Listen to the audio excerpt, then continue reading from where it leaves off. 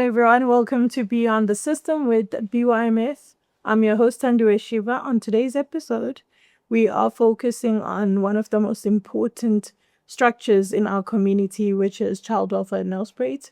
We want to understand who they are, what they do, because they do very important work, and we are going to meet Myeza, Nomfundo Myeza, who is the manager of Child Welfare Nelspruit. Myeza, welcome. Thank you so much for inviting me and for seeing what we are doing as important. It is important. Thank you. It's very important. Yes. So today, Besiti, let's have a conversation about who child welfare is, what you do, how a day in life of someone who serves a child welfare, how does the day look like? How does the week look like? Both physically, emotionally, mentally, so that we get to understand ngaphandle kwalesi socials of you guys requesting support, we want to just understand inside. Yeah. Yes. So Child Welfare is an organization that's looking for the welfare of children. So whatever that we want to do as child welfare is to see that all kids are well cared for. The welfare side of it. We've done psychology. We are able to do some of the things in psychology, but as child welfare, we are looking at the social side of a child. We have to look at the homes. Is the home environment good enough for this child? Is the child growing up in a healthy place? Yeah. The circumstances in this, are they healthy for the child? Psychologically, physically, emotionally, So what we do at Child Welfare is to come in the morning. Most of our cases we get from the schools, from the community reporting. So when the community see that there is a child that is suffering, they have to tell us. When the school can see as well that there is a child that is suffering, it's either by bruises, by the child crying, coming to the teacher crying, or reporting, because whenever there's something that's happening at home, the closest adult person who is neutral will be the teacher. So most of our cases are coming from the school. So the social workers come. They have cases that they already have and working on them. They come, they have planned. This week I want to do 1, 2, 3. I want to extend this and this case. I have this set for my week. Yeah. But what is happening is you come on a Monday morning, you feel that you can't even touch what you planned. Yes. Because there is a new case now that is reported. Yeah. And you have to jump, you have to leave everything because of the agency in this particular case that's coming in. So it's so difficult for the social workers because in most cases, they don't even sleep, those kids. I feel so sorry for them at times. The social workers. The social workers. Yes. Because you come, you work during the day. And then there are deadlines that are very tough and very tight. You have to write reports. You write in social work. So you have to go to court. You have to go with a report that is really thorough, investigated. When you go there, all the lawyers are looking at your report, which means it has to be a certain standard that is very, And the accuracy also. Yes, yes. So they usually at home, they have to look at this report, type this report, write. And then when they come to work, when they planned to do something, they can't do it. So it's work that you do during the day and at night as well. Even when you try as a manager to say, when you go home, just try and block yourself and do what. But when are you going to type? They take the cases with them at home. They take them mentally, physically, emotionally as well, because it's not like Makshayu 4, you stop feeling. You don't stop feeling. You don't stop thinking about the case. So that's very challenging. So I wanted to understand, you've touched on the role of child welfare in communities, but I want to understand what are the challenges that children, families, they experience in Pagatini when you get called what are the nature, abuke kanjani lama cases that you are normally called in for?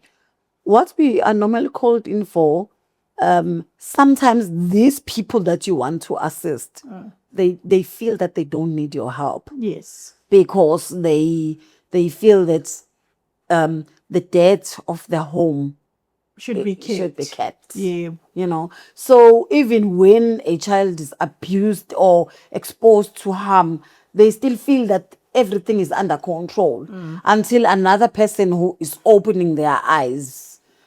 You know, so in most cases, our services are not that welcomed. People look at us when there's social work coming in, then they feel that you are here, you want to interrupt their peace, you want to take their children away from them. But we don't. We want to empower families. But if kids, their lives are at risk, they are growing up under harm, we really have to take action. What is that harm? I want to know the specific harms. Yes. What are we talking about? Are we talking about drugs? Are we talking about rape? What are the most common issues in our current society here in Nelspruit? Yeah, mostly it's sexual abuse. Yes. I don't know how people are thinking, because most of the cases it will be family members molesting Within the family.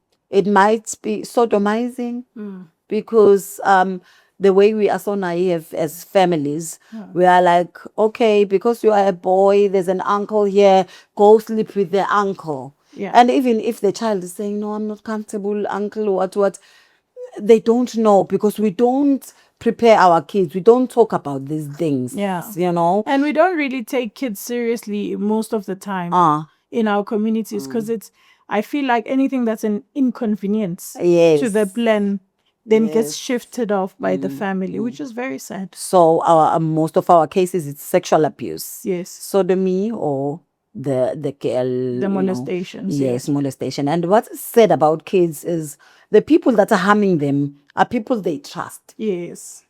You know, it's not someone that is coming a thug that will come from outside. Yes. It will be a person that a child trusts that is within the house. Yeah. Most of our girls, I think, are 90, or maybe let me say 80, that are of the cases that of sexual abuse.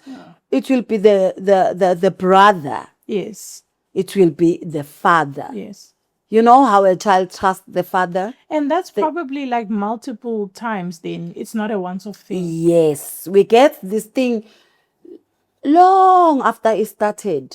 And when it happens like that, the child think of this thing as it's not a strange thing. Yeah, it's not abnormal, because that's how they grew up. Yeah. It started when the child was 3.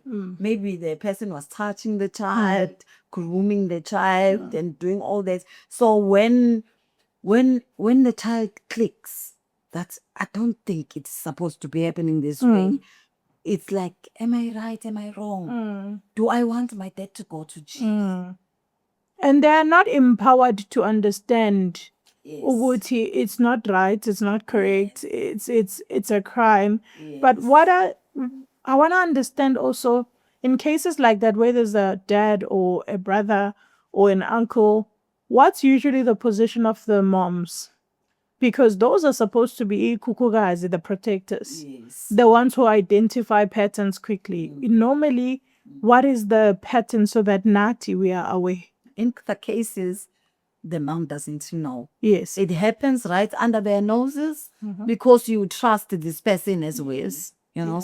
So you just feel that, you know, when I leave my child with my husband, this is the dad. You trust so much that you know what. But sometimes they know. Yes. And then you are shocked about this whole situation, but you are not reporting. And now you are the accomplice. Yeah, they victim blame sometimes. They blame the child. They make the child feel like they're the problem. That's exactly what's happened. But and there are cases of substance abuse. Yes. Either it will be alcohol or drugs. But here in town, it's drug like your crystal meth, your heroin. Yes. Those strong drugs. And then people use the money, all the money, on drugs, and there's hunger and there's filth in the house, you know, and to expose a child to things like that. Other people, they just use drugs whilst they are pregnant. Yes. They drink alcohol, because my friend was drinking up to that day when They delivered. Yes. and their kids are out, they are okay. You talk about the fetal alcohol syndrome, Yes. where a child comes with the Down syndromes and stuff, yeah. When you are teaching them that, they are laughing at you because they know, I know of my neighbor that was drinking up to the end. Yeah, and the child is fine. The child is fine. But isn't that a crime? It's a crime. So they can be arrested for it. We don't report. Yeah.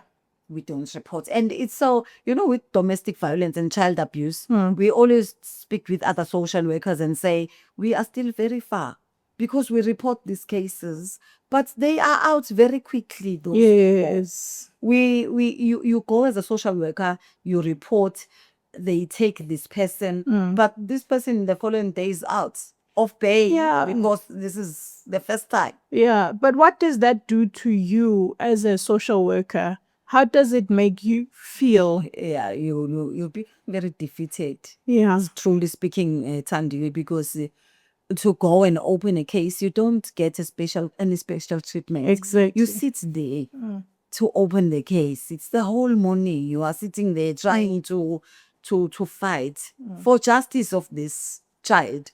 But when you see the person is out and you like, you are the crazy person. Yeah. You tried to open this for me, but you never won. Yes. Does it expose social workers to dangers in society when you walk, when you drive? A lot. Last week, Yes. they went because they had to remove 3 kids. The other one's 14, the other one is 11, the other one is 1.5 years. So they went. This place is like a complex. Yes. So the neighbor that reported opened the gate for them. Yes. Then they went straight to the house, and then they came out, and this drug stepfather of these 3 kids came out with like things like knives, baseball bat. You see that he wanted to hit Child Welfare's car. Yeah. And they were so angry and they were swearing at them, at the social workers. It was 2, a male and a female. Yes. So you can see that kind of danger. It is dangerous, yeah. And you don't understand, when you were molesting and abusing a child, now you don't want to be arrested. Yes. Now the social workers are the liars. We have lots of threats from the community. And people who probably believe the perpetrators from church, other from work, and they protect the perpetrators. Yes. Because most of the time, perpetrators don't look like perpetrators. They don't look like. They look innocent. They are the most respected sometimes. So it's very, very defeating sometimes. So it's sexual abuse, and then it's the drug addiction. Yeah. By the parents. Yes. So we have a lot of those, lots, especially around here in town. How do you think the community can support child welfare and the work you do? Because I recognize its importance, and I think a lot of us do, but how do you need the community to be in support or understand the work that you do? What we would like to see is for people not to keep quiet, because sometimes, Thandiwe, they keep quiet for a very long time.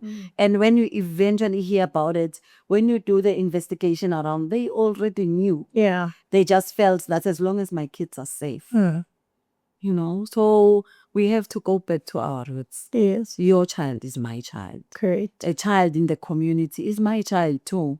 As an adult, it's my responsibility to protect this child.